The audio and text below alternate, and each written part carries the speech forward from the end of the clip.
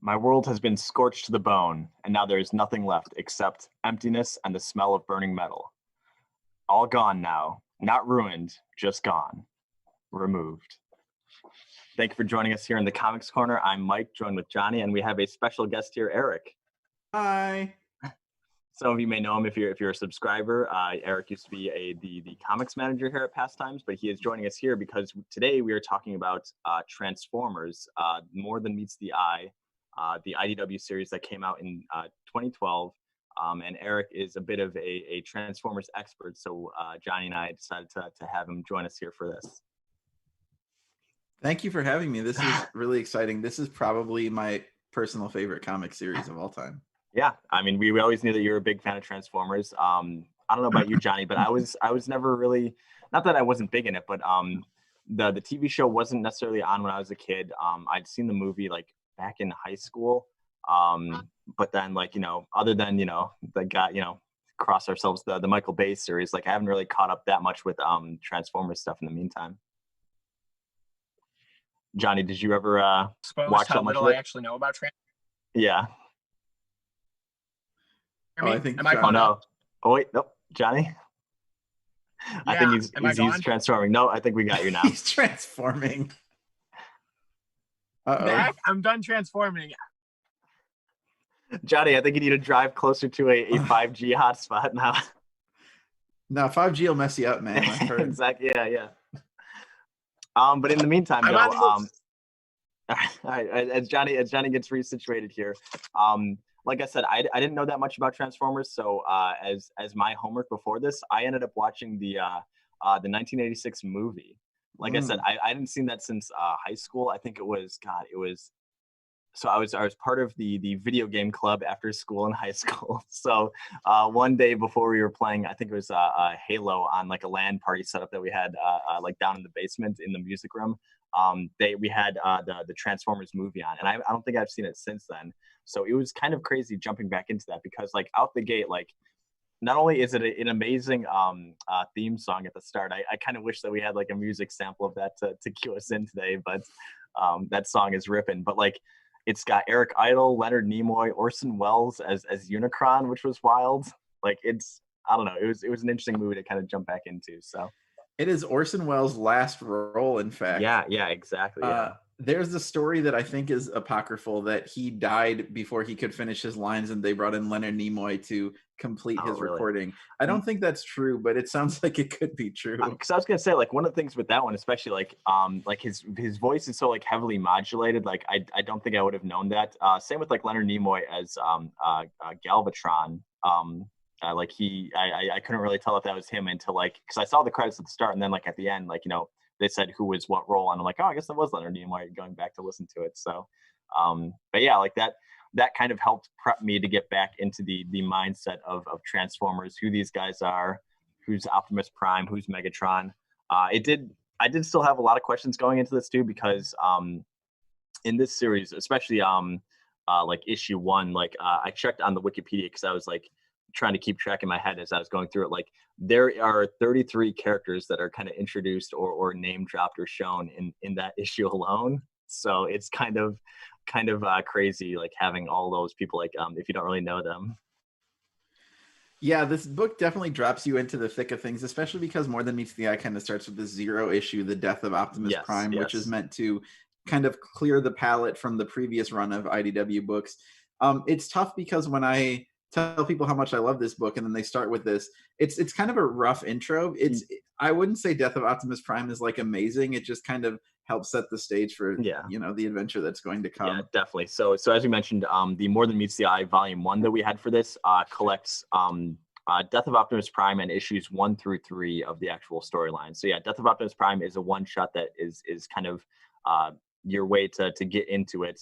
And yeah, Johnny, are we alive and well?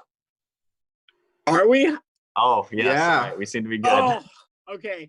Dude, we were doing fine until we went live. Yeah, exactly. Yeah, and naturally, like, yeah, the second we hit go, all the troubles happen. But yeah, sorry. But yeah, I guess real quick, I'd mentioned what's your experience with Transformers outside of this? I guess getting into it.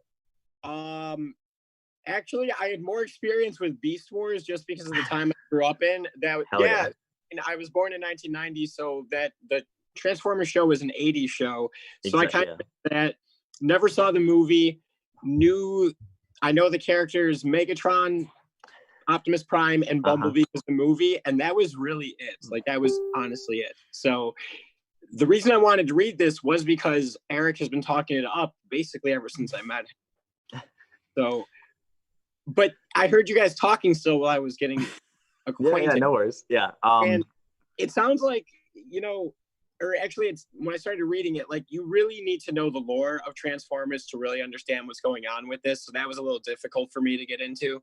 So I do want to go back and read some of the older stuff to catch up, to be honest. Yeah.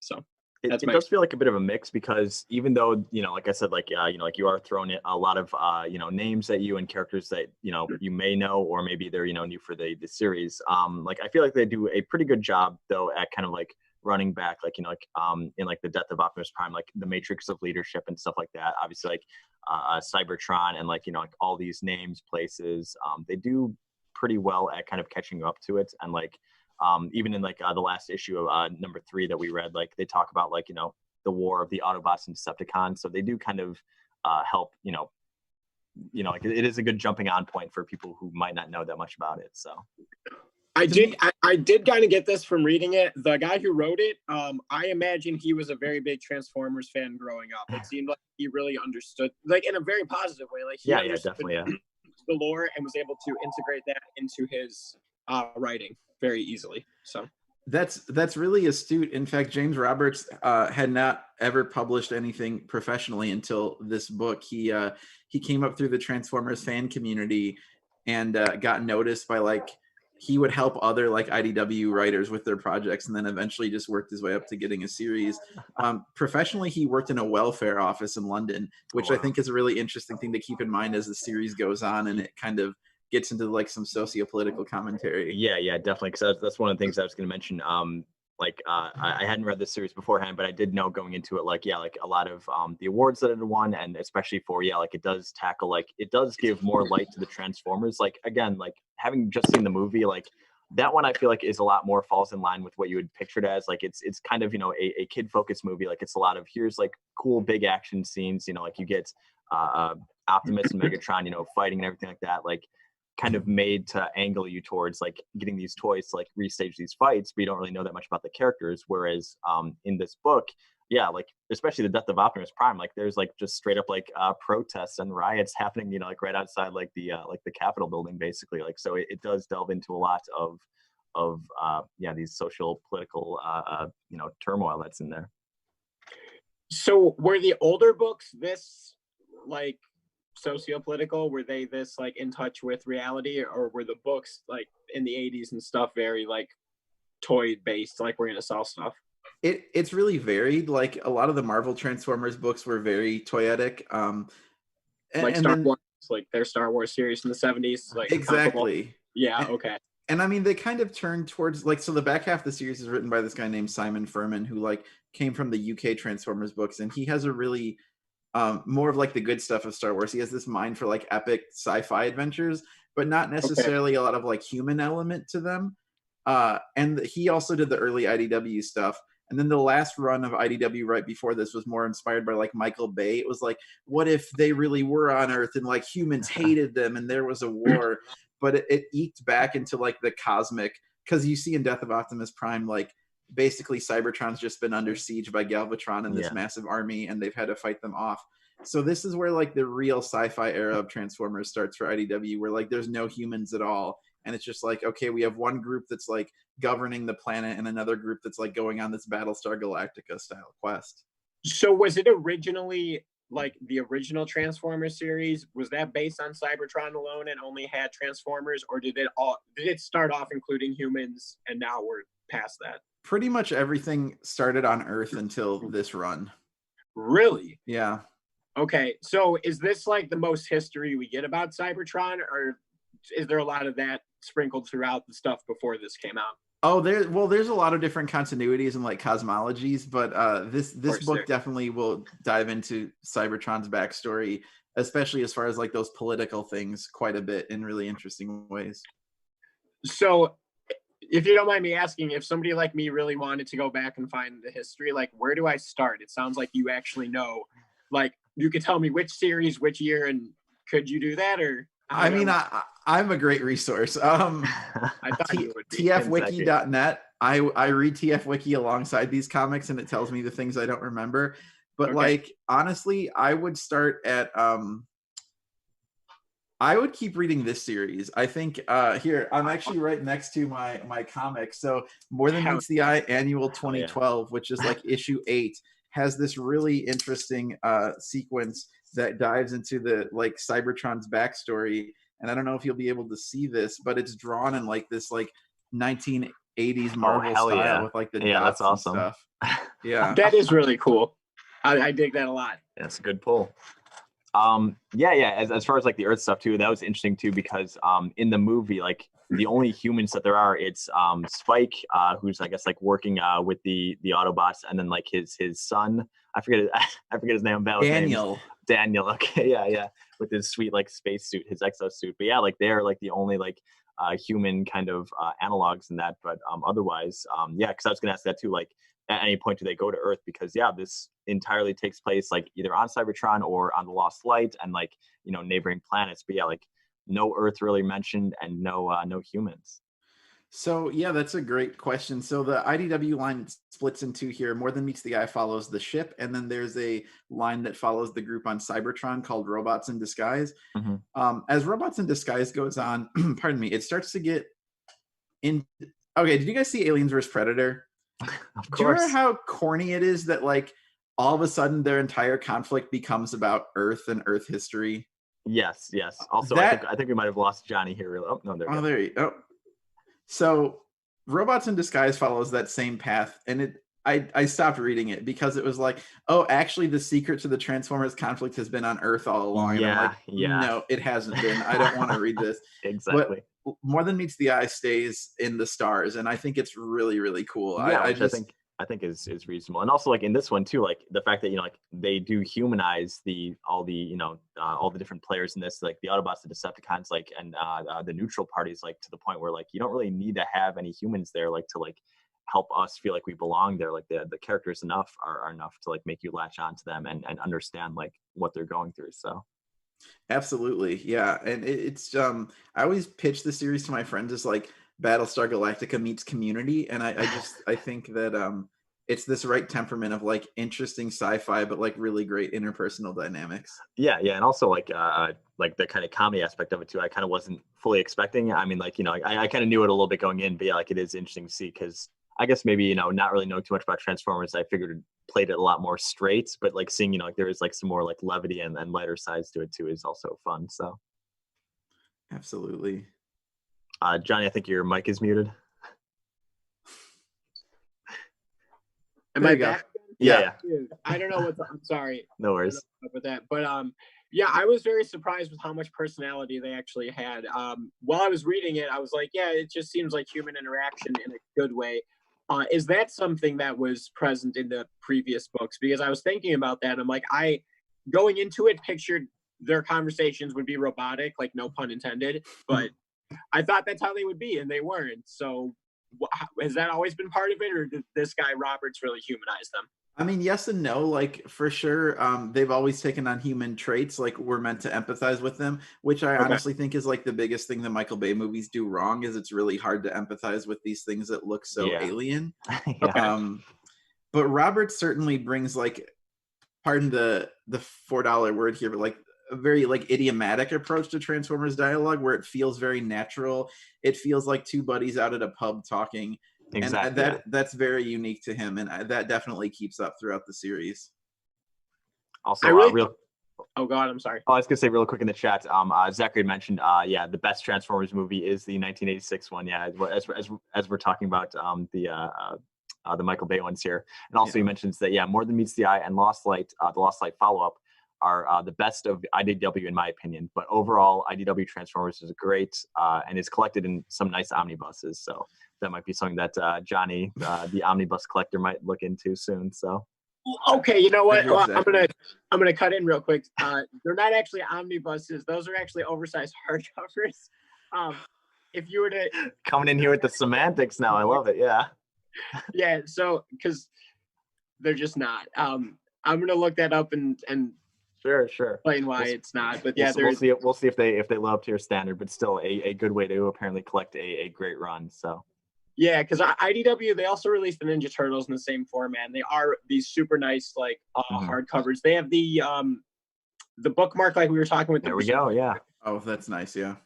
It's a nice touch, man. I mean, if you're simple, but because we had a Berserk omnibus volume 1, and we were talking about how great that one is, and even just the small touch of having the little like linen bookmark is just a simple touch that makes it a lot better. So. It is. And hey, Eric, I wanted to ask you about the the movies, because I know you and I have talked about it previously, but I don't remember your response. You said the 86 movie is legitimately good. What's your take on the TV show that follows, and what's the continuity with that?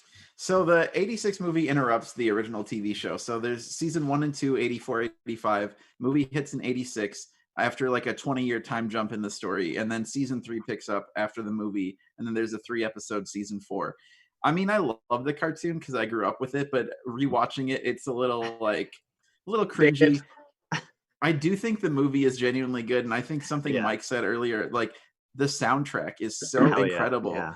It's almost like that movie Heavy Metal based on the magazine, the comics magazine.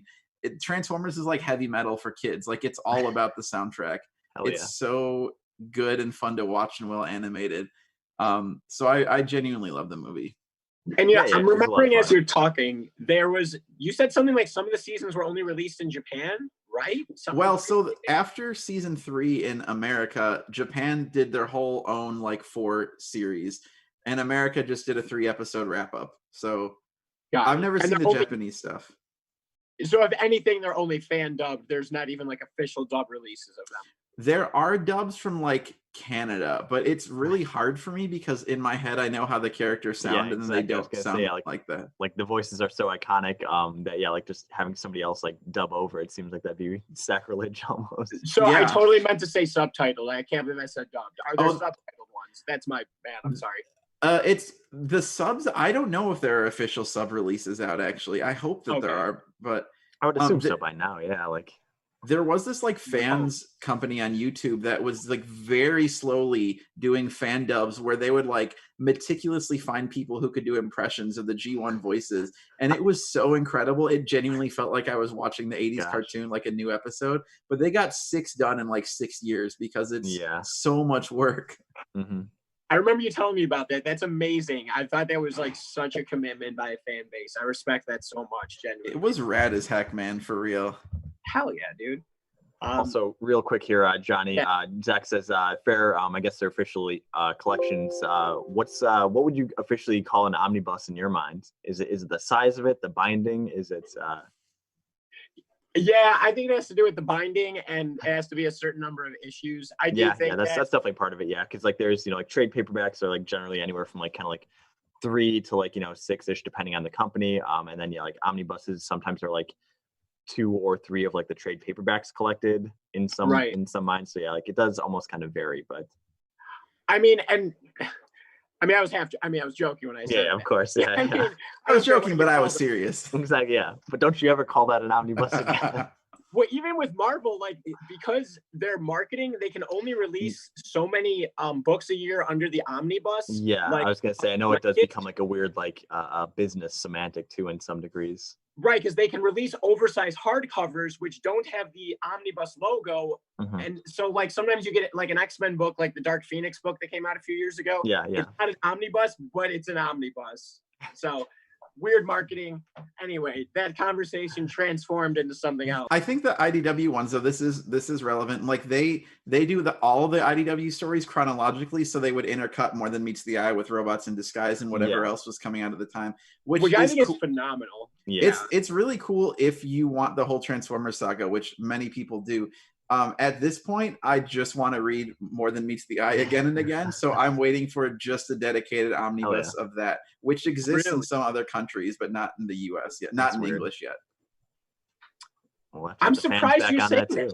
So wait, why don't you want to read the other series anymore? Like, I'm not criticizing, just fill me in why. Like, it's not that I don't like them, but there's just some like I have this series is one of those rare pieces of media where it feels like it was written for me, like to tell the story of like, so it's a story about post-war trauma essentially, right? But it's framed as like a sitcom road trip, and it uses toys from my childhood to tell this story, and it's funny, but it's also like really heartbreaking. I just can't imagine like what would speak to me more, and I get so much joy from revisiting it. Yeah, I was gonna say that was one thing I wasn't expecting was it does like take emotionally a lot of swings. Like there's scenes where like deaths happen, but then like they're able to like joke about it or other things, and like it is interesting to see like just like the spectrum of just like personality of these characters who like kind of otherwise were like very stoic, or like there was just like this guy is like the comedian robot, like, and he's the only one that makes jokes and like nobody else can, but like everybody here kind of has like their range of personality, which is nice. So. And don't get too attached to any character either, speaking of death. So something you probably notice is that a lot of these are kind of the maybe second stringer Transformers. Like there's not a lot of, like Johnny, you said you remember Optimus, Bumblebee, and Megatron. It's like, well, I hope you don't want to see them in this book. Yeah. Optimus in the like that's the best part is the one shot at the start of it is Optimus saying, "All right, see you guys, you got this. You're never gonna see me again, at least for as far as we've read." But well, wait a minute, spoiler free. He does say there's that line where he's like Megatron will come back. I know he will. So sure. Like, oh, we're gonna see some battle. Am I wrong? Megatron comes back, but it's not in the way that you think. In fact, Megatron becomes my favorite character in all Transformers. Wait, can I tell you one of my secrets? Because I have this thing where we're having Johnny's secrets. Everybody buckle in, yeah. Yeah, you can't share this with anybody except who's listening. So I used to joke about how like if I had kids, I'd want to name my firstborn son Optimus Prime, and then I would name my firstborn daughter Megatron, because you could call her Meg for short. I was gonna say, yeah. And then someone suggested to me once, like, well, then you could call Optimus Prime Opt, and I was like, why the hell would I do that? His name is Optimus Prime. Although we do find out here's one thing that I didn't know that they talk about in the Optimus one shot. Like I didn't know that Optimus Prime was just like a dude before then. Like that, like Optimus Prime was like basically like a title. He was his original name was Orion Pax. Yeah, which was interesting to kind of find out. When you say just a dude, you mean just no. right? in Autobots terms, like they mentioned he was like a dock worker or some sort of kind of like almost menial labor bot. But like like he kind of rose the ranks and eventually like attained like the title of Prime. Yeah. So that was interesting to find out. Again, like I didn't know any of that stuff. I just always thought like he was always just born Optimus Prime. But so is that something that Roberts introduced for the sake of this story, or was that always the case? That's from the 80s cartoon. It's, okay. So the really cartoons in the 1980s were very haphazard. It was like back in the days when writing for kids shows was truly just a job and like most people didn't care. But every once in a while there was an episode that had like a really interesting idea to it. And this idea that Optimus Prime was once a kid named Orion Pax was like something that stuck with future Transformers writers. It's good, yeah. Okay. Also, a question from the chat for Eric from Zachary. What is your favorite character on the Lost Light? And I guess we could extend this. We could extend this to non just issues 1 through 3. So if there's like future characters that we don't know yet, feel free. So I'm in front of my Lost Light crew. I was gonna say we got the whole squad there. So hell yeah. It's tough because my favorite I mean Megatron, who spoiler joins the Lost Light, is is like my favorite, especially from like an artistic standpoint. I think his arc is so fascinating and I love the way that it goes, and it truly makes me sad thinking about how it ends. But Swerve is the person I relate to the most. I think I'm very much a Swerve type person.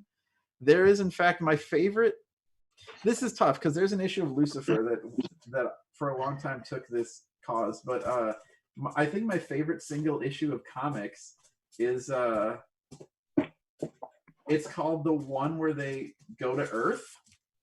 And in this issue, Swerve is like infected with this disease where he makes an entire hollow matter Earth based on sitcom tropes because he is so depressed and lonely that the only thing that gets him by is consuming Earth media like Friends. Oh, nice. Yeah, I was gonna say the Friends department there. Yeah. Like they go to the Cheers bar, they go to Greendale from Community, and it's like this great mix of like. It's really funny because why are Transformers in the Friends apartment? But also it's really sad because he's just very lonely. Oh, yeah. I was gonna say like Swerve is definitely like a character with a lot of personality in this one. Like he's usually like kind of like the wisecracking one it seems. But also has like kind of his moments in these first issues. I also really like Chrome Dome, who we don't get into a whole lot, but he has like a really no, I definitely won't spoil this, but his take on like loss is really interesting. Yeah, I was gonna say like there's like a wide variety. I don't know who mine would be. I do like Cyclonus. He seemed like a cool dude. I'd probably would have had his toy as a kid. Or gosh, who was the other one? If it comes to me, I'll remember. But yeah, like Cyclonus was one that I latched on to. I also like to tailgate the kind of the man out of time. Just you seem like an interesting character. So.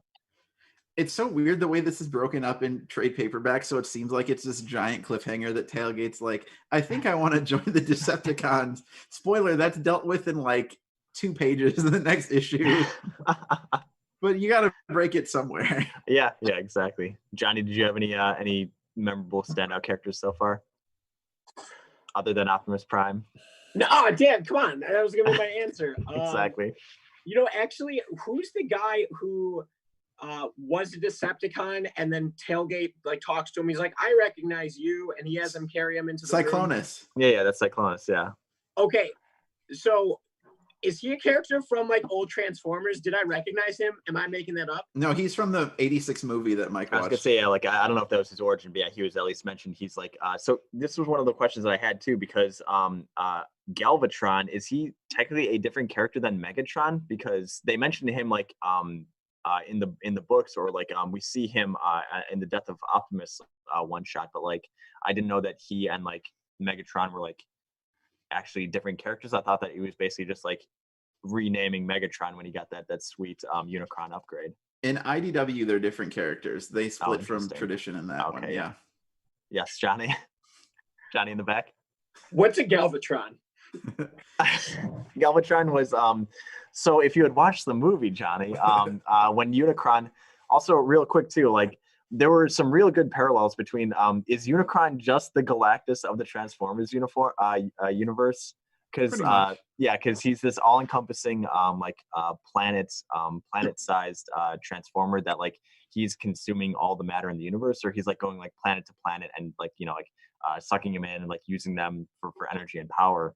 And he even makes Megatron his herald. He makes him into Silver Surfer by like actually like putting like silver metal on him and like upgrading his systems to make him basically like hunt down the matrix of leadership for him. So Galvatron is, I guess, a technically different character, but it's Megatron with like a Unicron upgrade. So yeah, in Death of Optimus Prime, I think Johnny might have gotten cut out there. Oh no! Frozen. Oh no! You're okay. You're good. Okay.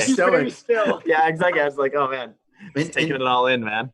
In Death of Optimus Prime, they're kind of talking about how Galvatron just led this giant siege on Cybertron, and they just narrowly survived. So Galvatron in the IDW continuity is like one of the original kind of explorers from Cybertron, and he discovered this thing called the Dark Universe, which twisted his mind. Cyclonus was part of that crew, but obviously didn't meet the same fate. Yeah. Zach in the chat mentions these comics elevated Brainstorm to one of his top 3 favorite Transformers characters. I was going to say Brainstorm was up there for me too. I really liked him as a character. That was my AIM name in 8th grade. So I love Brainstorm. Oh, yeah, okay, so he's a classic character. Yeah. Absolutely one of my favorite toys as well. I don't know if you can see him, but this guy, I don't want to take him out because it's very like fragile, but this guy's sick. Exactly, yeah. Such a cool condition, yeah. Yeah, like I liked a lot of the look of it. Like that was one of the things is, obviously on top of just the kind of like info dump of a lot of names and characters and looks, just trying to like visualize or separate in my mind like each of these characters as they're kind of getting introduced took a little bit of time, but then helped make me appreciate the characters more when I'm like, that's the different characters in the background and like what they're doing, like just kind of like having their own little moments and personality. So yeah. Did you have in your version the chart of the characters? I think it was in issue 2 and definitely in issue 3. Yeah. Where it's at the end of it. I need to go back and look at that again because it was like, again, because I've never really read this stuff. Like it was really confusing trying to keep track of like the robots. So I do want to go and like study that and then reread it so I can understand who's who. And there was a few points where like they were jumping around in like locations. And is the tailgate the only time jump they show?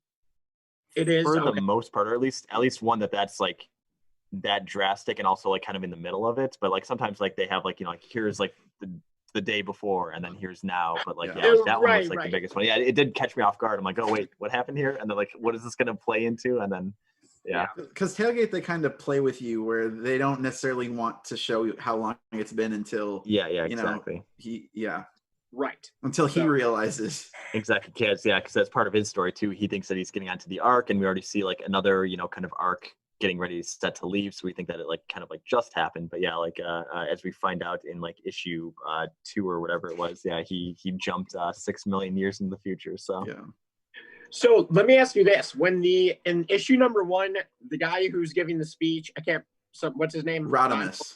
I was gonna say probably Rodimus. Yeah. When he talks about those like 4 main events that like took place, like 4 million years and 2 million years, are those like big like marks in the comic book timeline, or are those not all talked about in comics? Do you get what I'm saying? Like, are those actual events in the comic books? So I think some of those were probably made up by James Roberts. Okay. But I mean, it's all important stuff in the lore, like Cybertronian realized he could change shape. Like obviously that happened. Nova Prime built the Ark. Optimus turned down Megatron's first and only invitation to surrender. That's not like necessarily something we would have read, but it's something where you see its basis in the lore. Got it. Okay. Yeah. The Knights of Cybertron, I believe, is invented just for this series. Okay. So I was going to say, I was liking where they were going with that. It did sound pretty cool and gives them a good, interesting driving force, too. So this series is a cool name, if nothing else. Right. This series is only like 57 issues, right? Or something like that. And then it goes into, I think Zach mentioned on the chat, too, it goes into Lost Light, which is like the season 3 for 25 more issues. So it gets to like 87-ish altogether, 88. But that wraps it up. Yeah. And then what did we read? More Than Meets the Eye? More Than Meets the Eye, yeah.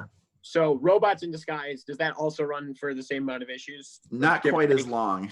Okay. It didn't quite have the devoted fan base, so it kind of jumped around into other comics a little bit. And then after that Lost Light series, the season 3 or whatever you want to call it, does it go anywhere after that? IDW rebooted again, unfortunately. Is it no bueno? I haven't read it. I just felt like this was something I enjoyed so much. I didn't want to feel sometimes you don't really have to it's just like, all right, this is good, we're just gonna encapsulate this and just So exactly. Is it a cool ending point? Like, are you comfortable with okay, if I just choose this as the end point every time I reread Transformers, I'm cool with that? So it came a little quicker than James Roberts intended. I think he probably wanted to get to 100 issues, so he probably lost about a year of plotting due to economic demands. Sure. But it's still the last couple issues are great, even though there's some parts in Lost Light that you can see where he's a little bit rushed. But the final 2 issues are just knockouts in my opinion. Also, real quick, what's up to Matt in the chat? And then also he asks, is Starscream in it? Starscream has a big role in Robots in Disguise. He stays behind on Cybertron and becomes a politician, which is very fitting for Starscream. I was gonna say my main exposure to him was just the movie that I watched before it too. But yeah, it seems like a bit of an ass. But I mean, granted, that's his character. But yeah, I was curious to see if he would be making a role in this, because I saw Megatron and everybody's in it. So I think he actually, it's been a while since I reread Robots in Disguise, but I think he becomes the democratically elected leader of Cybertron because all the non-aligned life forms actually believe him and think he's earnest when he talks about things like changing the system and doing what's right. And so he becomes the leader of Cybertron, and then very quickly realizes that he doesn't know how to actually lead. He just knows how to connive. Exactly. Yeah. Even in the movie, he reached he was the new leader after the Megatron stuff happens, before he gets turned into dust. But yeah, so he almost got to fulfill that dream. Yeah. So question: if I went and watched the movie, would that alone fill me in on everything? Because oh no. Yeah. Not very very little. Like for me, it was more just kind of getting back to the universe. It gives you a broad view of it, but a lot of the characters don't really carry over. Like we said, Death of Optimus Prime is kind of only, at least in the issues that we've read, in the Death of Optimus Prime, one shot. Megatron, kind of nowhere to be seen. Just kind of mentioned. Same with Galvatron. We just see him just basically dead at the start of the Death of Optimus Prime one shot. So yeah, not a whole lot does carry over, but it does. It was a good kind of way to get back in the mood and kind of the mindset for it. So the movie would give you Hot Rod and Ultra Magnus and Cyclonus, but there's just 40 years of continuity here. It's impossible to pick it. Honestly, your answer of where do I start, in my opinion, once the Lost Light leaves Cybertron, you're kind of just along for the ride, where it's I don't know who this guy is, but maybe I don't have to, maybe I'm not supposed to know, Yeah. But those first 2 issues are very dense, so I appreciate where you're coming from. Exactly. Yeah. So for me, every once in a while, a name would pop up, and I would head to the Wikipedia or just Google the name to get a look at it. One of the ones, oh gosh, I think I wrote it down here. They mentioned, oh shoot. All right, I'll see if I can find it. But there's this one this crazy looking Transformer. Skylynx.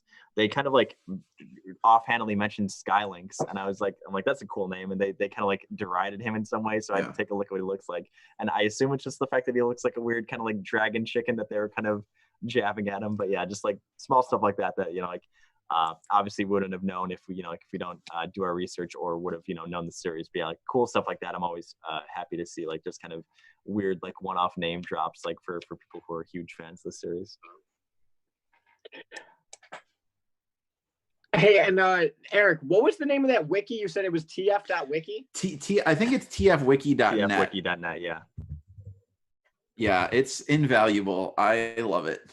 Yeah, and I'm trying to look now. They mentioned the Wreckers, and I know that was a series before. I believe it was before this, correct? Is that something that you felt would have been good kind of prologue or prologue, or to kind of lead into it?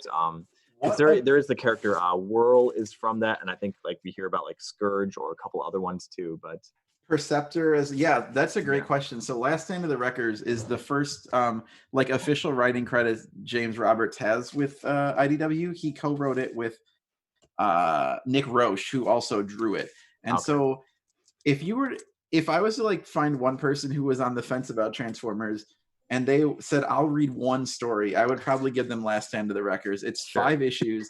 It's a tremendously good kind of like action movie. Like basically there's these this Autobot like strike force called the Wreckers, and they have to infiltrate this prison planet that they think has been taken over by Decepticons. And it's just about like trying to free the Autobot prisoners. And it has that like Robert sense of humor. Like one of the best, I think the minute I fell in love with James Roberts' writing, I think it's in this issue where all the Wreckers parachute down onto the planet and they're all facing this big bad guy Overlord. I can't find it, but basically like one of the younger ones in the Wreckers is like, you think you're tough now? Just wait till you see what we got. Wreckers combine. And then there's like a panel of silence, and he goes, I thought it was funny. And then Overlord like shoots him in the head. Yeah, there's just like good stuff like that. Yeah. So Eric, what else do you have in those boxes over there, man? Yeah, exactly. The top got 2 something to pull out like every 10 minutes. I love it. The top 2 are Transformers. Then I have 4 drawer boxes bought at Pastimes on the bottom. Hell yeah. That are everything else. We can ship those out. We got curbside. Come get your boxes, boys. They can store more than just Transformers too. Yeah, that's true. But yeah, like the mention of the Wreckers and like knowing that was a series, I'm like, that's probably one that I was going to dip into next. I liked Whirl. He was a cool character. And like the kind of weird way that we're introduced to him, like having a monologue in front of like some dead. I think they must have been Decepticons then. But yeah, the way that, what do they call them? Sweeps? The sweeps. Yeah, exactly. Yeah. That was a term that I think they mentioned in the movie too. So I was like, well, I know what that is. But yeah, he seemed like just kind of an interesting character with like definitely some backstory that I was curious about. So yeah, absolutely. Whirl's freaking sweet. Although he did seem like a bit of a crazy guy, like him and Cyclonus when they're having that fight, and then like the way he like basically blames Cyclonus at the end of it, like when people start showing up. So there's a lot of like weird like politics kind of happening and just kind of rivalries being made, and we see that come back at the end when they are on the Lost Light and they're trying to like basically like start everything anew, and they're like, all right, well, you guys like like now's a good time to clear the slate and be peaceful with each other. And then just Cyclonus just like leans over his shoulder and tells him like, hey man, at some point I'm gonna kill you, like you might not know when or why, but it's gonna happen because like his feud isn't over yet. So there's a tremendous revelation about Whirl and his place in Transformers history about 20 or so issues into this. I'm not going to ruin it, but it's good when you find out. Yeah. So do they revisit what he was doing with those corpses? Do they go back to that or not really? No, he's just being a weirdo. He's kind of a creep. Fair enough. Yeah. I figured I wasn't sure if there's any too much context or if it was just like, yeah, like we see he's like this weird kind of like psychotic type character. So I thought it was just like, him just having his like weird villain's monologue to that audience of just dead people. Yeah. It's a jarring scene at first. I think this book is interesting because like every panel seems like it could have a huge backstory behind it, but many of them don't. It's just like, what weird thing can we do? So many red herrings. Yeah, exactly. Yeah. Is there this much death in like the TV show or like previous Transformers media? Because I was gonna say like there's like they're kind of even like the early issues, like people are just kind of like falling off, and then like the end of issue 1 when they're like taking off and like like they say like 40 robots basically like just were fell out the side of the ship and like died instantly. So like that's a big chunk just to cut off right at the start. Yeah, this is pretty unique. I mean, some of the IDW comics were pretty and the Dreamwave comics before them, I guess, and Marvel. So most of the comics are a little looser than the TV shows. Sure. But this is like, James Roberts has a reputation of being especially like ruthless with characters that he'll kill off. And I was gonna say almost kind of like grisly deaths too in some cases, like like in like the later issues when they're on the Lost Light and there's the Spark Eater that's kind of running amok like alien style, like just kind of like seeing the remnants of the corpses of like they've like lost like their brain units and then like their sparks. So just kind of like seeing that, like again, they're just robots and stuff like that, but like the way in which it's drawn and the way in which like the characters are reacting to it is definitely very kind of impactful. Yeah, absolutely. And then it was Fallen, what he did with the what was that guy's name again? I'm not gonna remember their names. The leader with the R. Rodimus. Yeah, the way he takes care of the Soul Eater or whatever they called it. Yeah. Like hit him in the wall and like that was I was telling Mike this a couple weeks ago when we read something else. I love when the characters in a book actually do like what you as the reader think would be the practical thing.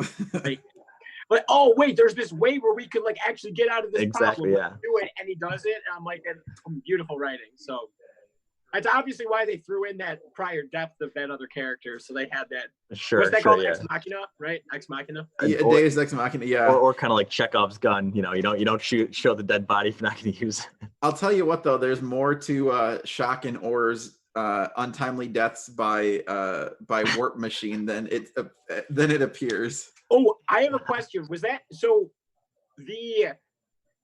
The people who stayed, the neutrals, they stayed on the planet, right? Mm-hmm. When wasn't one of them, was it Bumblebee that like told somebody on the radio to like put something on their ship, and he's like, "Are you sure?" And he's like, "Yeah, put it on there." It was Prowl. Yeah, what? yeah. Prowl was like the kind of like the leader of the like, hey, everybody stay here movement. The security he's guy. On the ship? Yeah. And he's on the ship? No, he's the one making the call. Mm-hmm. I'm confused. I'm sorry.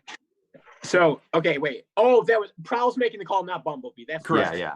Okay, so but did we find out what was put on the ship? Was that what made the explosion? Is this still yet to be revealed? Definitely yet to be revealed. Yeah. I was gonna say like all we really got was, you know, like they're taking off.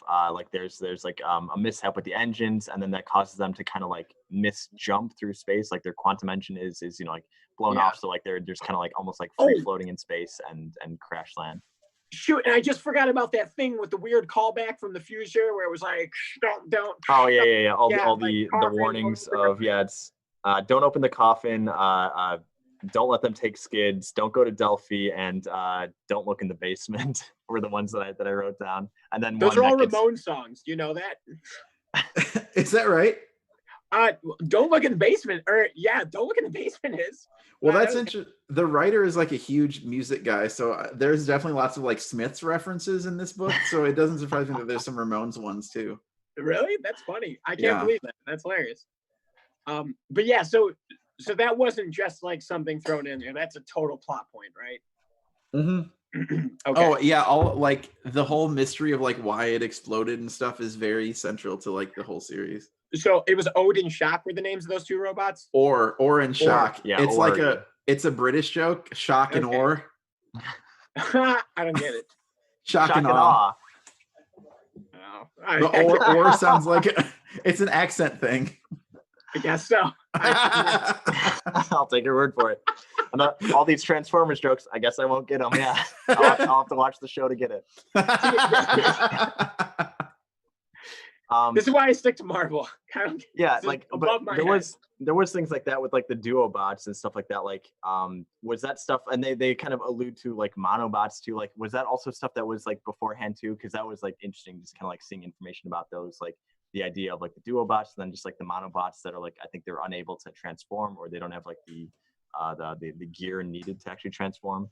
So I think this is an example of what Johnny pointed out, that like the writer seems like a big fan. He'll just like find weird throwaways from like old Marvel comics or whatever, and then like make it a part of a story. Like I couldn't tell you if the Duobots existed anywhere, but I'm sure he just thought like, oh, it'd be funny if there was a team of two robots and their names were kind of puns.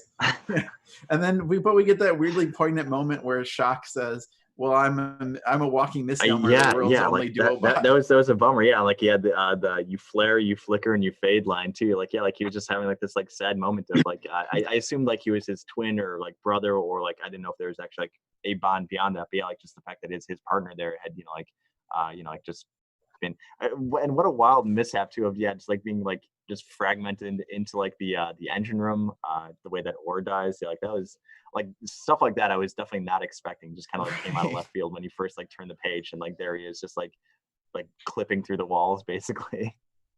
Wait, Mike, I don't think I caught this. Is this your first time reading it? I don't remember. Yeah. Like I didn't have any exposure to like most Transformers stuff. Like I said, like beyond seeing the movie like back in high school, and then like I think like a few episodes here and there, and then obviously the Michael Bay stuff, and then just like through cultural osmosis, like we kind of know who some of these characters are, and then also the benefit of working here, the Transformers card game like exposed me to a lot more characters, and like, oh, that looks cool. Man, I definitely would have had that as a toy as a child. So Yeah, the card game is sweet. I wish that more Lost Light characters had been turned into cards, but unfortunately, WotC doesn't think it's valuable to make like Swerve and Tailgate cards yet. So it's a bummer. Yeah. Think of all the good things a metallurgist could do in the game. Exactly, yeah. Do the Insecticons really make much a play in this? Because like in the movie and then also like in like the shows and stuff like that, I always kind of like the Insecticons. Do you want? I won't give you many spoilers for more than meets the eye, but do you want a spoiler for Robots in Disguise? Sure, yeah. So the Insecticons are a big part of Robots in Disguise, and it turns out that Bombshell, the one who's like I think he's a beetle. He's got like the long nose. Yeah. He can mind control people, and it turns out that he has been mind controlling Prowl, and Prowl doesn't know it. So Prowl's slightly under the influence of Decepticons, which partially explains why he's such a jerk in these issues. Yeah, but also that's just Prowl.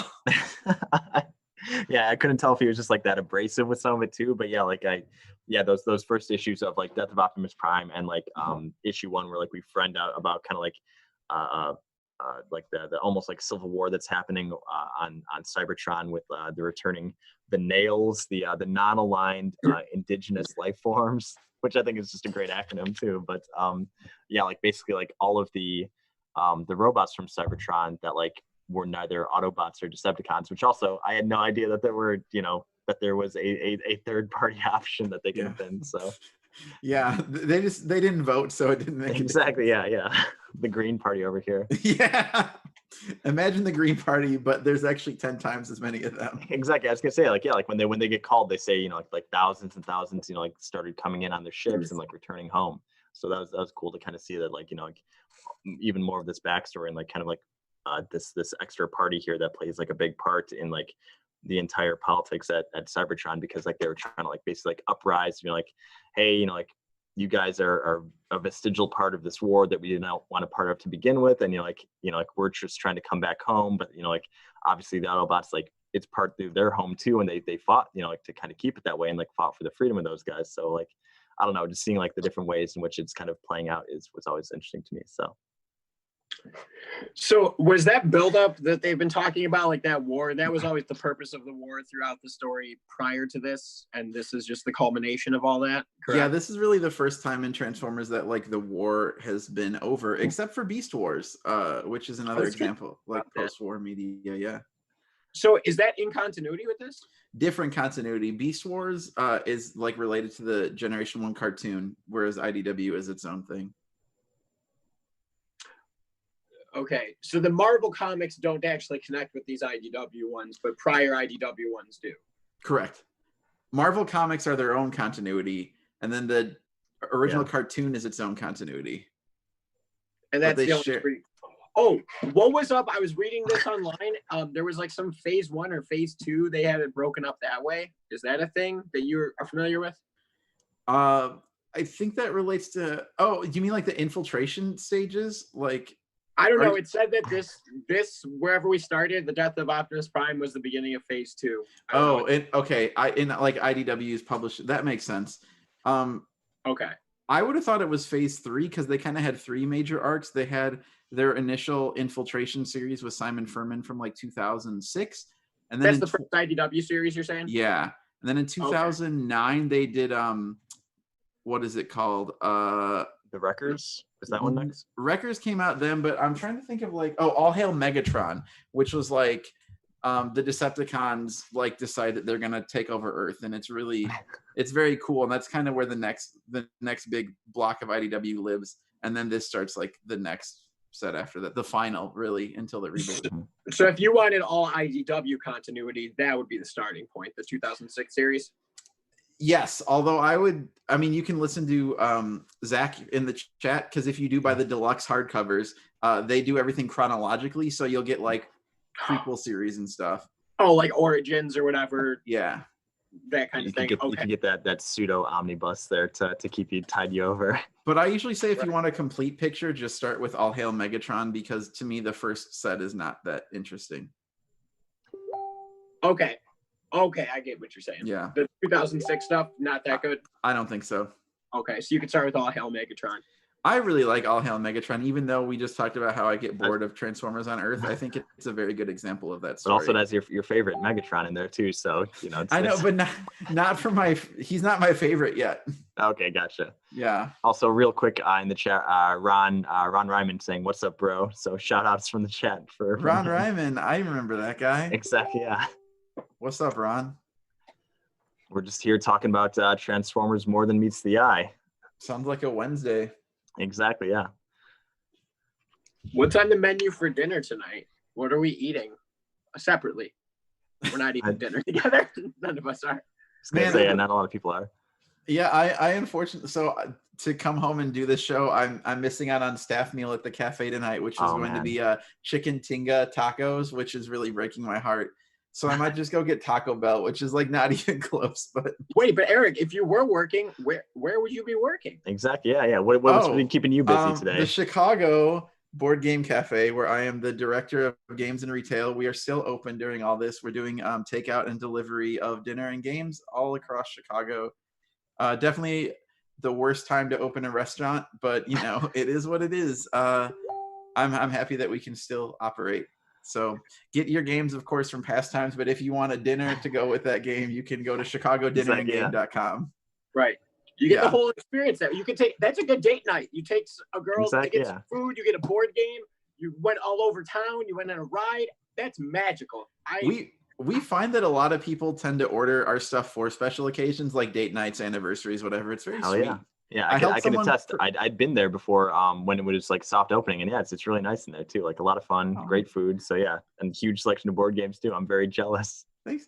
I mean, we don't have the selection Pastimes does. We're like, because our retail space is like 170 square feet, so we have to curate really. But also in the I mean, like the board game vault. Yeah, like that was insane going in there. Oh, thank you. Yeah, I guess we kind of flip. We've got the library. You guys got the retail selection. Exactly. Yeah.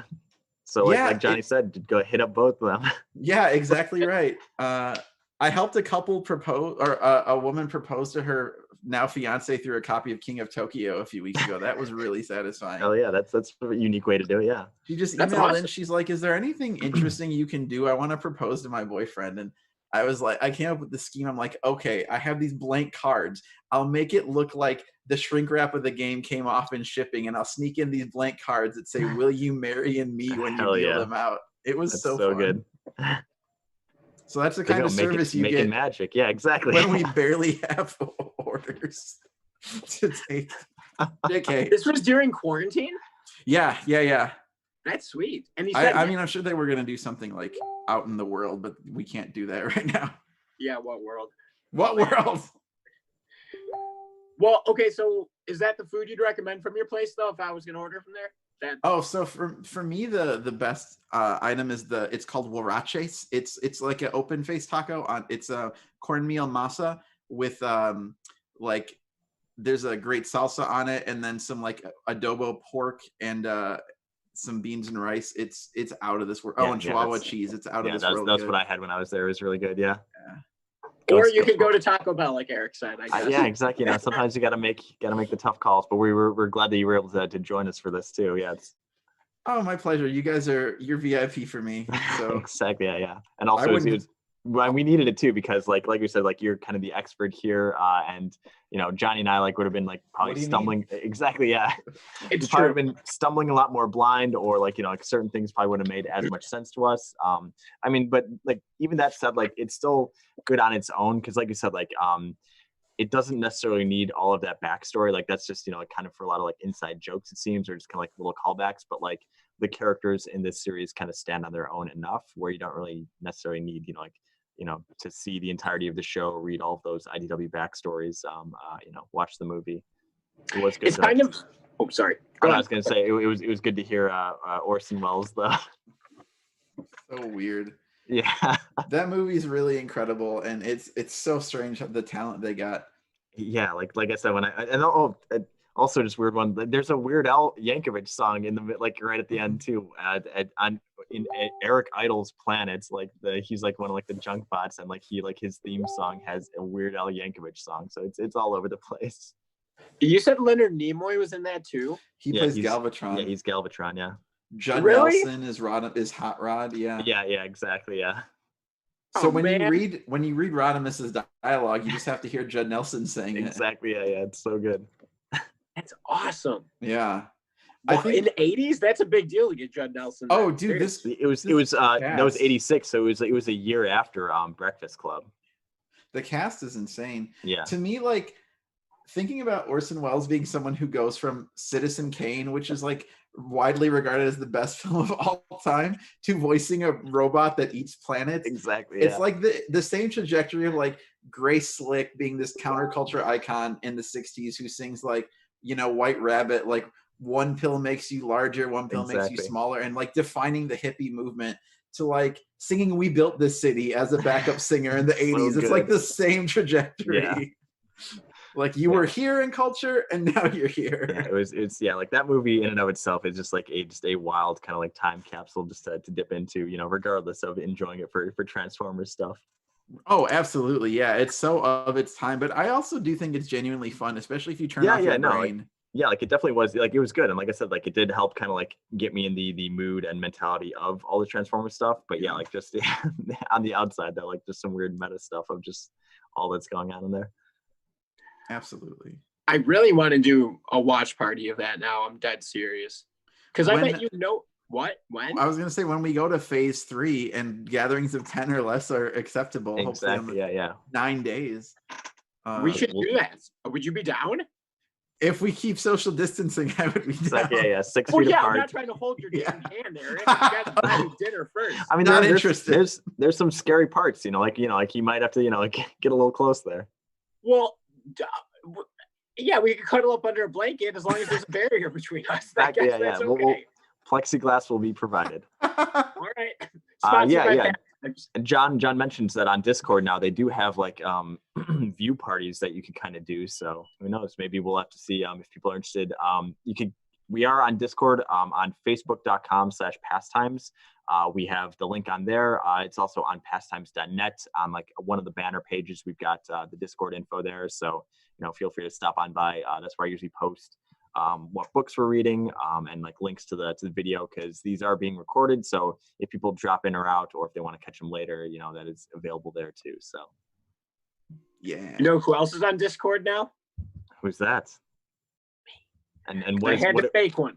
I was gonna say, what are you going to be providing for our Discord here? What insights? What are you going to pay me? It depends how much you guys pay me. And then is that it? I see how it goes. There's like different tiers. I'm like Diamond. There's different tiers of insight. Exactly. Yeah. I'm like Diamond. I took 7 weeks off. Wait, what's their stupid slogan? I need a T-shirt of their slogan. Good luck. You can buy one, Johnny. That is. Do they have it as a T-shirt? Of course. Yes, that's part of the initiative. Is like the proceeds. It's 100% of the proceeds are going to go to like one of the comics like relief charities, stuff like that. 100%. No 5% going to Jeppy's yachts or nothing like that. Steve gets Orioles. Yeah, exactly. Wait, the Orioles? What, does he own them? Yeah. Oh, dude, yeah, it's wild. Wait, the guy who owns the Orioles owns Diamond Comics? Steve Jeppy, part of the Jeppy family enterprises. He's the kingpin and he owns our comic books? Why am I just finding out about this? Yeah, that seems right up your alley. Exactly. Yeah, dude. I love baseball and I love comic books. I didn't think the two mingled. Exactly. Yeah. He is your lifeline between the two of them. Yeah. Wait, speaking of sports and comics mingling, are you guys aware of this book that I own from 1993? This is real. It's Charles Barkley versus Godzilla. Does anybody know about this? Yeah. I remember that. I feel like that's kind of found its way into like some weird memes here and there, like some like screen caps of like Godzilla dunking and stuff like that. I didn't know anybody else knew about that for the last like 25 years. When I was like 4 or 5, I won that in a contest on WGN where I don't even remember. I'd like write something in and I did, and they sent me back Charles Barkley versus Godzilla. Oh. And I didn't know anybody else knew about it. That's an interesting consolation prize, yeah. I think that was the grand prize. What did you write? I don't remember. You know what? I'm gonna investigate with the person who helped me do it. It was my neighbor, so I'm gonna investigate, and I will have that information next. Oh yeah, exactly. Yeah, maybe that could be Yeah. If you find it, will you? So I also produced this live show, LOL, not right now, obviously, called Mortified, where people read things that they wrote when they were younger in front of a live audience. So if you find that, would you come do Mortified? I want to come there anyways for many reasons. I will find anything I've written and come read it there. Oh, perfect. Wow, is it embarrassing? Do people get embarrassed? Oh, dude, I did it in December, and I read. So in 1999, the Chicago Tribune did a 20-point takedown of The Phantom Menace, and I read a point-by-point rebuttal of their review.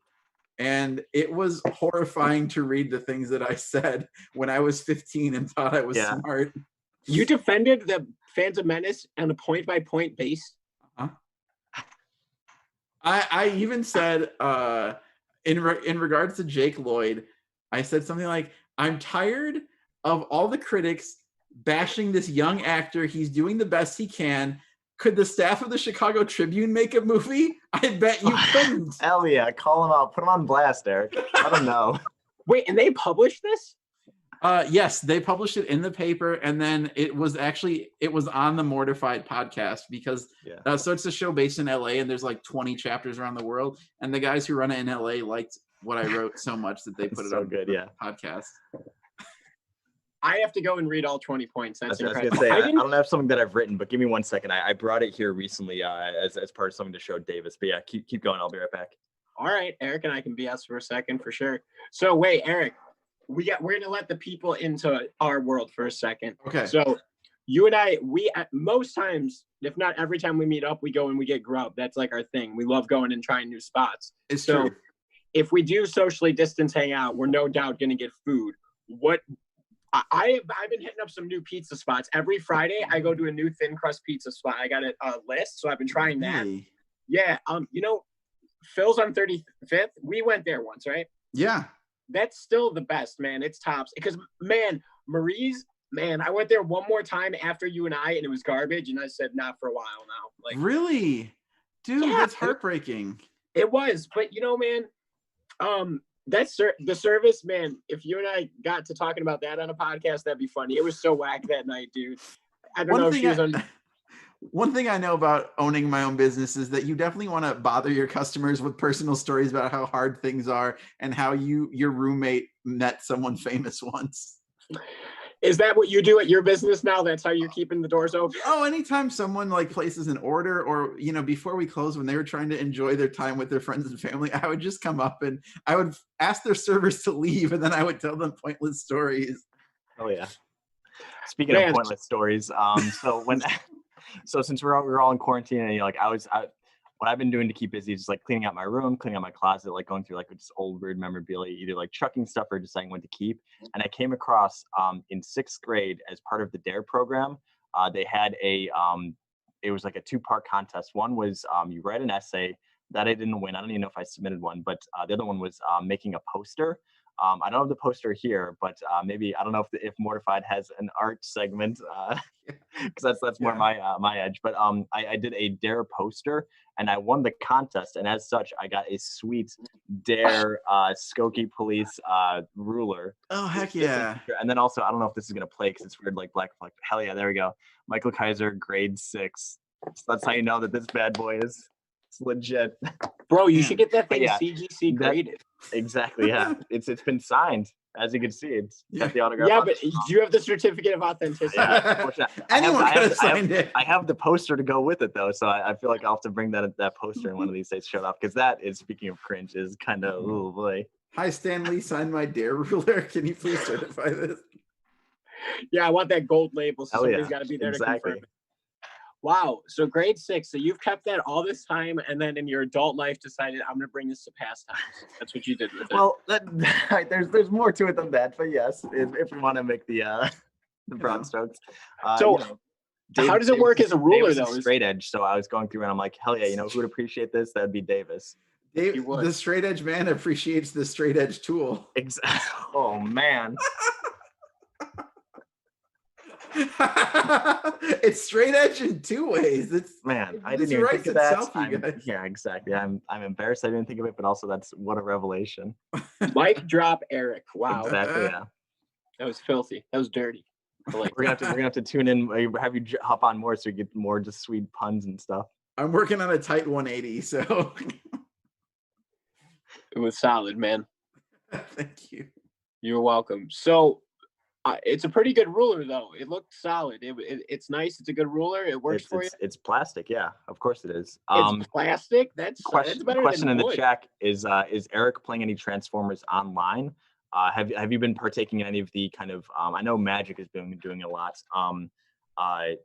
Like where people will like almost like Skype in or Zoom in like a top-down view of like their card setup and like kind of having like remote matches that way. Do you know if the Transformers card game groups have been doing anything like that? Good question. I haven't done any of that yet, although I'm going to next Friday. So I believe next Friday, Titans Masters Attack, which is wave 5 of the card game releases. And my friends and I each bought boxes, and we're going to do like a release day sealed where we're each going to crack 6 packs, put a deck together, and then play over webcam. I did that with Ikoria last weekend. I was just so... My friends were like, dude, we can play on Cockatrice, we can play on Arena. And I'm like, no, we're playing with physical cards. Hell yeah. Because I need to touch something. So disregarding that I said that, I've learned now how I can stream over like Zoom. The trick is I bought a little tripod for my phone, and then I'll dial in twice, and I'll just have this pointing at the battlefield. And then I'll have my webcam, like laptop webcam on me. Hell yeah. Wait, like, Eric, that's basically you how got we're a doing this. tripod recently?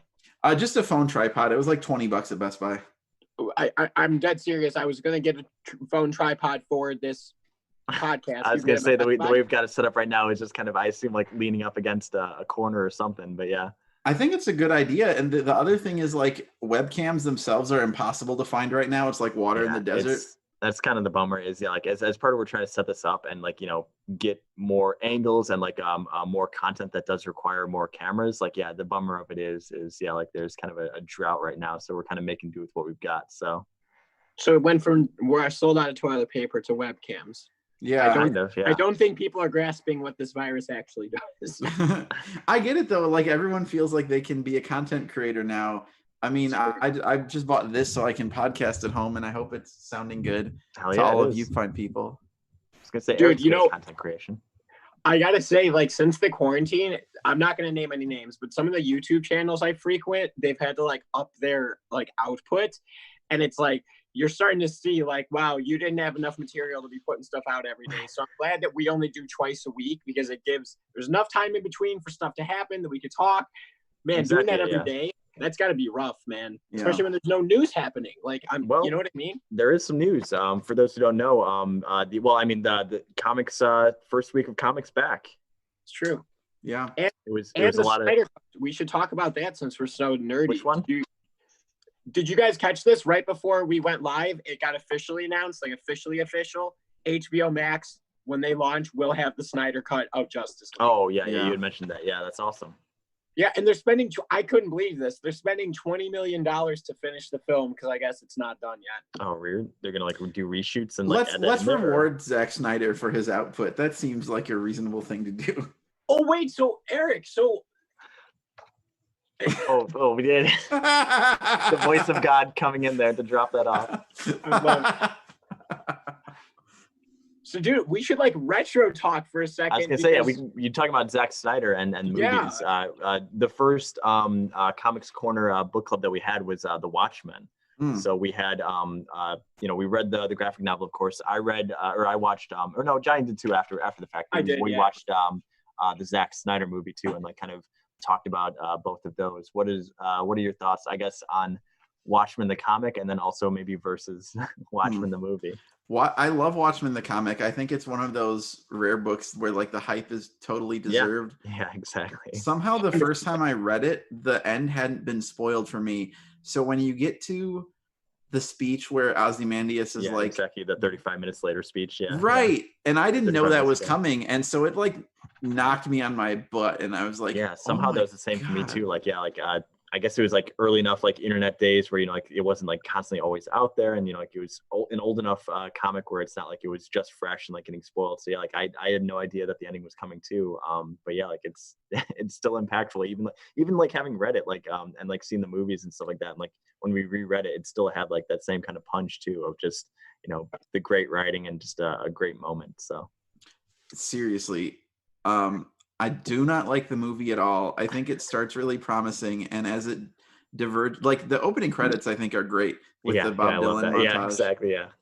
And then it starts diverging from like a shot-for-shot remake of the book to like Zack Snyder putting in his own ideas.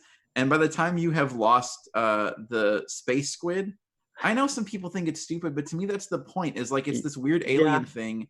If you use an American weapon, the world is not going to unite. It's going to unite against America. Yeah. It so was like, it's just like, even though, like, it's the kind of thing of like, obviously, they would need a lot of time to like build up to that one, or like, longer shots in the movie to like kind of, because in the book, like they kind of like subtly hint at it, like early on, like, like we see the island and we see like the squid drawing and stuff like that. So like, I guess people wouldn't have carried that in the movie, but yeah, just like the idea of it was so good, and like it made sense too, why he didn't just use something like nukes. So right, exactly. And there's a lot of gall to me in Zack Snyder being like, I think I know better than Alan Moore, one of the best writers of all time, how to fix a living Watchmen. wizard. Yeah, exactly.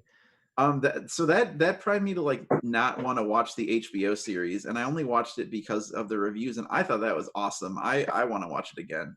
Oh yeah, so that was one of the things too, because I was gonna say, like, as like extra credit, I mentioned like maybe we should start watching that too. And I watched the first 3 episodes. I think it's like a 9 or 10 part, and like it wasn't really grabbing me. Like I kind of got what they were going for. Like there was a lot of allusions to like stuff that happened, and like the new characters seemed interesting, but like it wasn't really grabbing me in the same way. Like maybe it felt like maybe too much time had passed, or obviously like the fact that like I know Alan Moore isn't on it. I forget Dave Gibbons, I know, is kind of like was like side producing or helping alongside it. Yeah. But I'll probably have to keep digging through it. But yeah, like it was good though, you say? I loved it. To me, it just felt like the most interesting way to update Watchmen is to do something totally different with it. Sure. Yeah. Like that's And it was really it was pretty much wholly about the question of like kind of the the Black experience in superhero media and in America. And I thought it was like an interesting choice. And I'm not the best person to comment on it, but I really enjoyed watching how it played out. So sure, yeah. I also think, speaking of media where it's just like, well, we did what we wanted to do, I think it's pretty admirable that they were like, all right, 1 season's all we want to do, so let's wrap it. Yeah. Versus something like Lost, another Lindelof say, before show. It goes like way too far in the tooth. Yeah. So was it their choice? It was their choice to only do 10 episodes. It wasn't canceled. HBO definitely wanted more, and I think for Lindelof it was like he said he'd only do a 2nd season if he had a story he wanted to tell or could find someone else to tell a story, and neither one happened. So yeah. Interesting. I agreed with what you said though about the hype, because I had never read it before, and like everything you ever heard about it totally was true, man.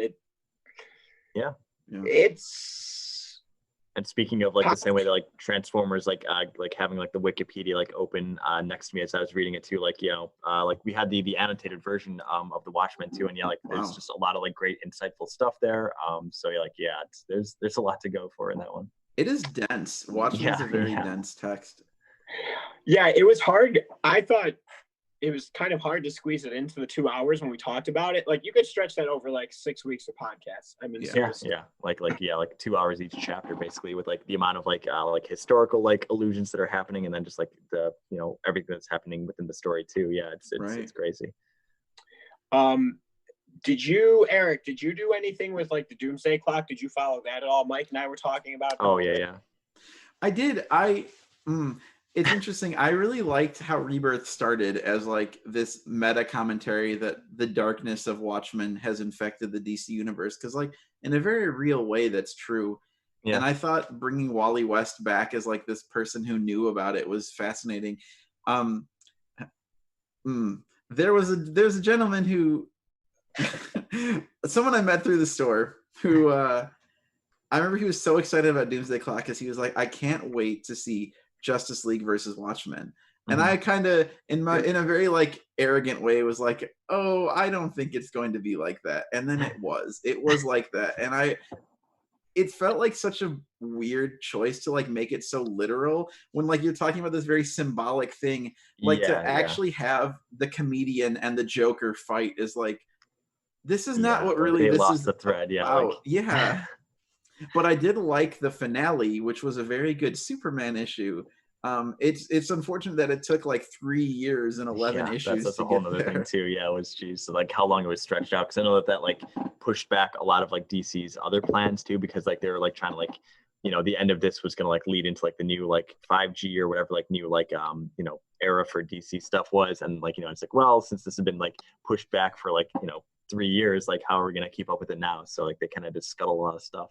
Yeah, and I don't know this for sure, but I'm guessing that like, because around the same time this started, Scott Snyder was doing Metal, and it feels like Metal was meant to be like, oh, isn't this fun? And then Doomsday Clock was like the push of the universe, but that kind of switched because Metal became the basis of like everything DC did. Exactly, I was gonna say, yeah. Because Doomsday Clock just did not finish. Exactly, yeah. So now everything is like a Metal spinoff these days. So which I love. I thought Metal was awesome. So yeah, I'm a fan of Metal. So why did it get stretched out over 3 years, the Doomsday Clock? I didn't even know that. Good question. Like production stuff, wasn't it? Like from what I heard, it was like, you know, like writers or like I guess artists too, like weren't meeting the deadlines and things could just kind of like slowly pushed back. Like it was supposed to be, you know, like 12 issues, a full year type run. But then like, you know, issues took like, you know, like sometimes it was like, you know, a month and a week, and then like a month and like 3 weeks, and then like, you know, it's been like 2 months, and then like, oh, it's, you know, this was supposed to come out like last week, but it's still like, you know, to be determined or something like that. So like it just kept getting like pushed further and further back, that like they just couldn't really keep up with it, I guess. Yeah, so was it a 12 issue series, or did it like cross over different titles? Because you said like the last issue is a Superman issue. Well, it's a Superman story. It ends up being about like the myth of Superman, which I'm a sucker for. But so like there was seeds of it in like DC Rebirth and in Titans, basically anywhere Wally West was. Or Superman also remembered that there was like a pre-New 52 world, or a pre-Rebirth world. So there was like hints, and then Batman did a story called The Button, which is about him finding the comedian's button in the Batcave. But this was the first story that like really addressed all of this, and it felt very pedestrian to me, unfortunately. Yeah, like I remember mentioning too, because also like I don't know if you'd read the before Watchmen stuff too. But like that was the kind of stuff too where I'm like, I don't know if I'm like if I should dip into there, like because I feel like, you know, like it is such a like well encapsulated story in and of itself. Although like I would like, you know, like there's characters that like with the Minutemen stuff, like I always kind of liked Dollar Bill, or like I would have liked to know more about, you know, like, and they do kind of go over it in the TV show, like oh gosh, I forget his name. Hooded Justice. Yeah, Hooded Justice. Yeah, like I always thought that he was a cool character. So like seeing like him kind of like brought to light in more media was cool, but like some of the other stuff, I'm like, I feel like you could just kind of like leave it as it is. Like, you know, like Watchmen did great, but like, you know, like you don't have to like try and like retell that or like bring characters back, or like the kind of like Joker versus like comedian stuff sounds so schlocky and like kind of like missing the point. Like it's not about like, you know, like bringing back these characters that people know, like, you know, like his death like had meaning and like there was like a reason for it and all this stuff that they're just kind of like, all right, well, we're gonna throw that out the window just because like, hey, well, like they're both Jokers, get it? Right, and Watchmen is not about like who's stronger. It's not like exactly. Exactly. It's not like it's not like a big fighting thing. So I don't know. There's a couple of the before Watchmen stories that I thought were pretty good, but in general, I think it's just like why do it? There's this great Scott Aukerman tweet when Before Watchmen came out. It just said, "Oh, finally, I understand why Ozymandias learned karate." It's like it's answering questions no one asked. Exactly. Yeah. Like, and also like in the Watchmen 2, I like the way they did it via like the kind of in-universe stuff of like those end of chapter, like, you know, snippets from the book, or like just kind of like weird, like manuscripts, or just like, you know, newspaper headlines that kind of like give you a more in-universe, like, you know, hinting at stuff or answering at more stuff. But like that's the thing is I feel like not every stone has to be unturned, but I don't know. That or the only thing that I would have pushed for is to make a standalone comic of that Black Freighter comic, because I thought that was awesome. So you love it or hate it. I'm glad you guys liked it. Yeah, it was a bummer they didn't even do any of the Freighter comic in the movie. I know. They did, remember, like I said, they kind of showed that one scene of it, and like that was my gripe was that one of the reasons I like the Black Freighter stuff is because I grew up, or like I really liked a lot of like the EC and like code horror stuff, and like all like the visuals that entails, and like just how gory and cool that like the snippets of Black Freighter were in the comic. But in the movie, it had this almost I think I compared it to like the Disney or Pixar like Prince of Egypt. Like there was like a weird like very hyper cartoony like view of the characters, and I'm like, I don't know, I feel like that took out like a lot of the punch of that comic itself. So like I don't know, it felt like even in that regard, like they kind of missed the mark of what that story was about, and like the allusions that it was making to like what was happening in real time. But like yeah, like the part that it was there for was kind of a bummer. So have you guys seen 300? That's the other Snyder movie, right? Yeah. Does he butcher that the way he did Watchmen? Because I agree with you. He changed the wrong parts of that movie. I get it if you want to change some things from book to screen, but not those plot points. It ruined the story. Yeah. So what do you think of him as a director in other films? I don't know what else he's done. I mean, 300 was kind of like his standout thing. Like that was the thing where like, because I feel like maybe not as many people like knew or had read the comic beforehand. So like just kind of going into it fresh, like as a standalone, it was pretty cool, or at least I guess for what it is. Like, and again, like my context of it was like seeing it in high school. So like, like it's a very kind of like machismo type movie. So like, like it kind of just appeals to you more at that age, or in, like in that stage of your life. But like for what it was, like the visuals were cool, like, or maybe it did also kind of plague all of the movies from there on out with all of the kind of like slow-mo fight scene stuff. So, which we see in The Watchmen also, like every fight scene that takes place in The Watchmen is very much like a, like slow-mo and like, like bass on the punch, like type stuff. Right. So yeah.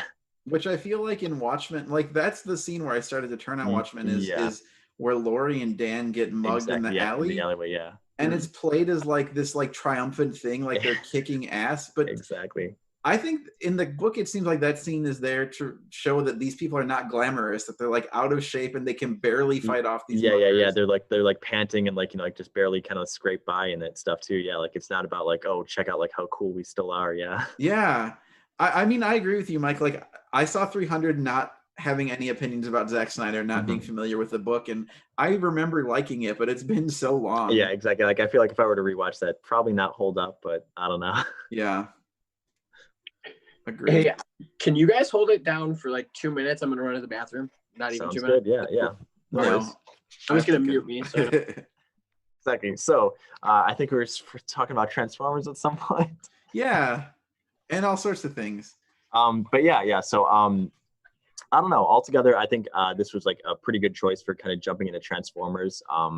Like we said, like watching the movie definitely helped, but like having that like one shot definitely put into context a lot of the stuff. Like we didn't really get into it that much, but like I was kind of really digging what they were doing with like the whole like Autobots versus again the Nails, the non-aligned industrial life forms, the kind of like neutral people who like were Cybertonians. Like I thought that was a very cool like way of like kind of adding like politics into this. But and the rest of the story I know kind of delves more into like Cybertronian politics and just like the way Transformers kind of align themselves, or even within like, the Autobots, because it's not all like, they're not all like on each other's side as we see at the start, like some people leave, some people stay. So yeah, I mean, because the war is over, right? But like you have to have conflict. So I would guess that the conflict is going to come from within. Yeah, exactly. There was that one protester had like a clever sign about, it was something about like war-minded people, in times of peace, turn the fight inward or something like that. So like, yeah, it very much does become that kind of civil war of, hey, here's, the Autobots, even though they won, kind of fighting amongst themselves, then also with these neutral parties. Yeah. And I think the more this goes on, the more you'll see like this political angle come up. That to me, that's like what really the book benefits from when Megatron joins, is it becomes this very like of the moment kind of political allegory in really unexpected ways. And you're going to think I'm crazy, but Megatron is really like a Bernie Sanders figure. So Megatron clearly comes back. I'm back, by the way. Sorry. Hello. Hey, Optimus Prime does not come back in the series or the next one. Is that accurate? He's out. I mean, he's around, but he doesn't join the book. It's not his, it's still the story of like Rodimus and Ultra Magnus and stuff. Was every series before this like based off Optimus Prime, or it's still more or less? Yeah, like he's usually the central figure. He is the poster boy. Yeah, like I said, like That's even if you don't know much about Transformers, just through like cultural osmosis, everybody knows like Optimus if nothing else. Yeah, right. Exactly. So then after the Light arc, you said it gets rebooted after one more series. So or it gets rebooted right after. After Lost Light, that's it. Like Lost Light 25 is the last issue of like this storyline. So when it reboots, is it rebooting all the way back to Optimus Prime again, or does it reboot in some other way? So the new IDW series is about the beginning of the war on Cybertron, where there are no Autobots and Decepticons, and Optimus and Megatron are kind of just like slightly ideologically different. I haven't read much of it, but it's about like the genesis of the war essentially. So kind of like a Professor X Magneto. I was gonna say like it's Professor X and then Magneto for to put it in your terms. I think that's pretty close. Yeah. So then, is that an unexplored era prior to that? No, it's just it hasn't really been the focal point of a series, but like definitely the more than meets the eye goes on, you get into that like why did the war break out, and like especially what was Megatron's role in it. Which I could say, like in issue 3, we kind of get I think it was who was it? Cyclonus gives Cyclonus was talking was talking to Tailgate where he's giving that recap about like the Senate and like the like kind of like proto Autobots and Decepticons and like where they were standing and like what kind of like led to the war. Yeah. Is it the same time where he was like I wonder if you heard which propaganda which side you would be on? Sure, yeah, exactly, yeah. Okay. Interesting. So, the quality of the series, do you think it stays steady throughout? Does it have ups and downs? Is it going to escalate from here? What's your... I think it gets better. I think like a lot of TV shows, like Parks and Rec, I love Parks and Rec, but it's tough to get through season 1. I don't think these are bad, but like once you kind of have everyone established, it just gets so much better to me. So there's like seasons and then there's like arcs, and to me the end of the first arc kind of culminates in like issue 14 and 15, which are like issue 15. If you've been like reading these books and been like, I wish they fought robots again, like I wish this comic was about like robots not enough fighting. Punching. Yeah, exactly. Issue 15 is like insane, and really? To me, that's like I reread it often. It's the first issue where this book like really, really kicks into high gear. Okay. And then dealing with the fallout of that, and then we eventually get to the stories that bring like Megatron back, and yeah, because I was gonna say like combat wise, it's like Cyclonus and Whirl or Whirl are like they have their scrap, and then like there's in issues like 2 and 3 when we see Skids, like he's kind of having some combat stuff with those like 1984 robots. But like that stuff was, and then he's like throwing like he like throws a dead Transformer, a dead Autobot at them and like shoots them. So like it's like weird kind of like combat stuff like that. So what was up with that 1984 thing? Was that just to be funny and like a reference, or is there something to that? Well, it is the year Transformers premiered. The first year of the cartoon. But there's also like an in-story reason for it that you don't know yet. Ooh. Yeah, that's what I was asking, really. Yeah. Okay. All right. So both. Yeah, both. As many things in the book, it's kind of funny, that, but also... or possibly could be an Orwellian thing. I don't know yet, but I doubt that. But yeah, I knew like that the movie came out in 86, and like the show was 2 years before, so 84.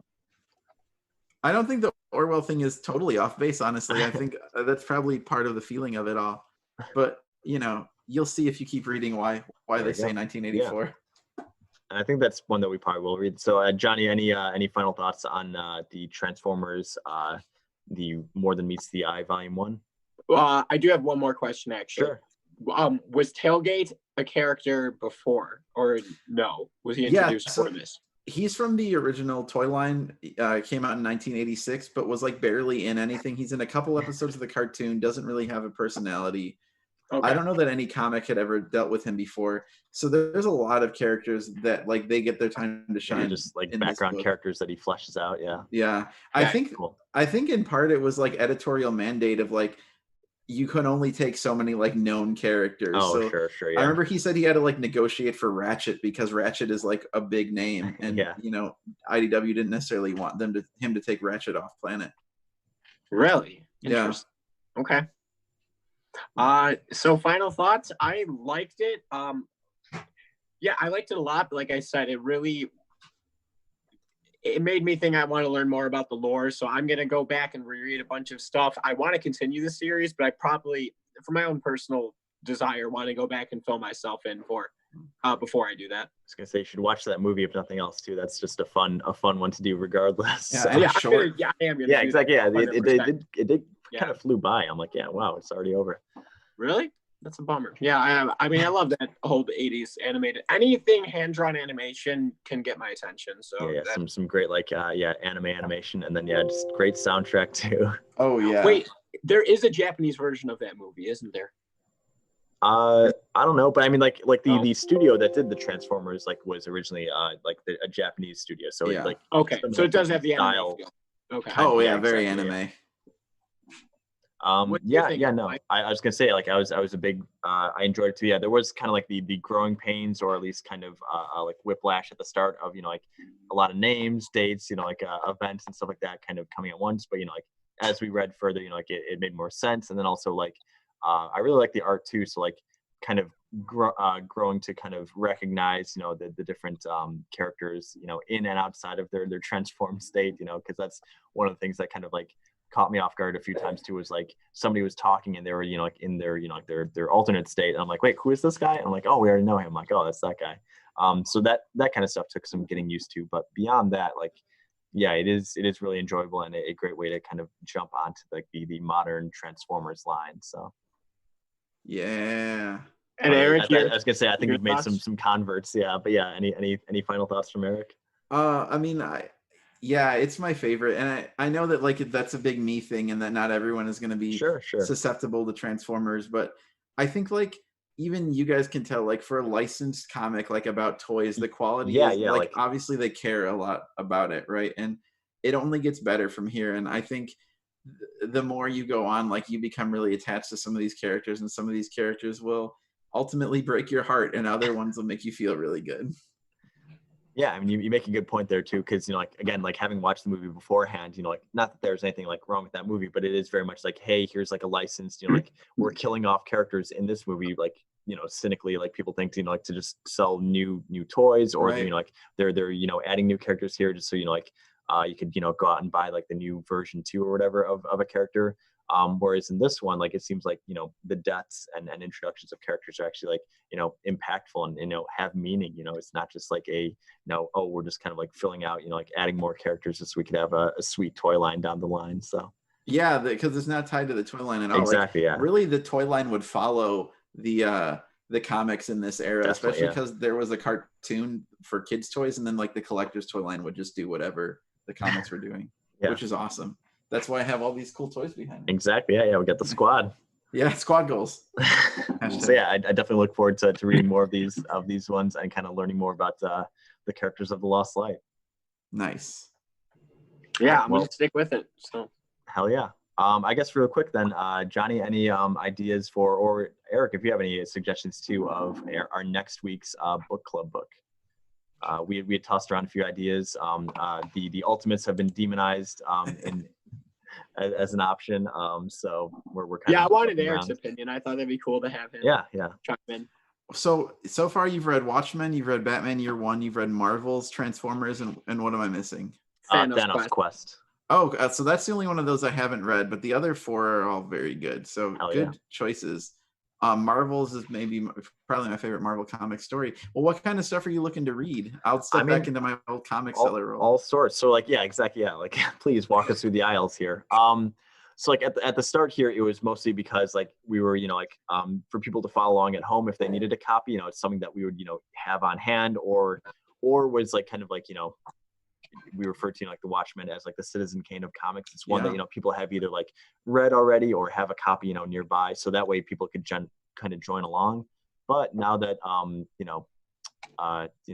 we could actually order comics again, like we could start kind of dipping a lot deeper into that stuff. So if there's any kind of suggestions that you had, it can run the gamut.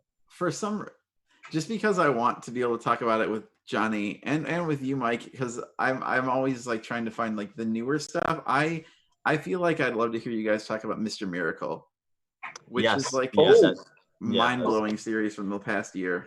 That's Alan Moore, right? No, it's is that Miracle Man? That's Miracle Man. Yeah. The current run, I forget the writer, but yeah, a known Tom King, of course. Yeah, Tom King. Yeah, exactly. Yeah. Did Batman now.